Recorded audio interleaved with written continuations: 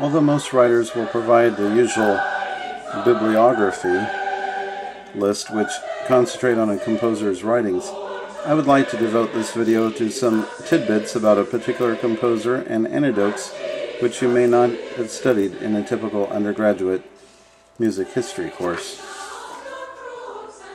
or a Krish class. In 1747, a young man was born who is himself a case study within the socioeconomic status of an underprivileged lower-class family. The fact that this boy named William Billings was compared to Handel in the years after his passing makes it even more unusual to conjecture that Billings never became proficient on any instrument. Why did William become the torch-bearer for Western art music if he was so underprivileged? Was his music not rooted in old world classics? Why didn't he shrug his shoulders and say to himself, "I'm not good, I have an addiction and one short arm"? As we will shortly see, perhaps he had many adversaries. Many scholars give credence to the claim of Billings' use of his pitch pipe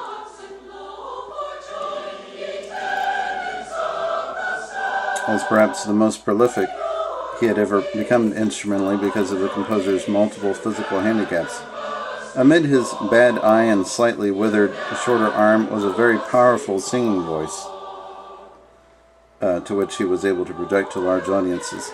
The flip side to this talent was that his voice was very coarse and thought damaged by his frequent use of tobacco. He was also addicted to snuff and died at the early age of 54. He neglected his body on a consistent basis, according to Linehart, 1997.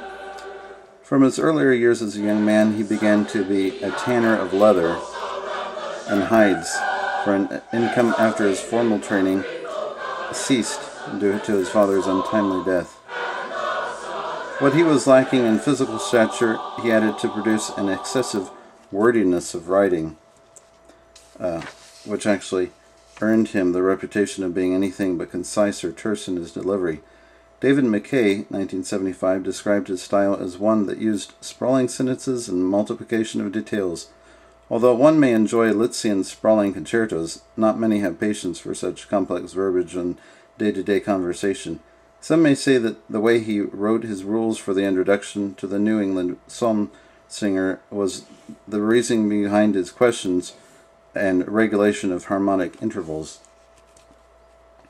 Oddly enough, the same man who devised such simplistic music in later years would be viewed by the general public to possess an outpouring of songs which was crude and passé.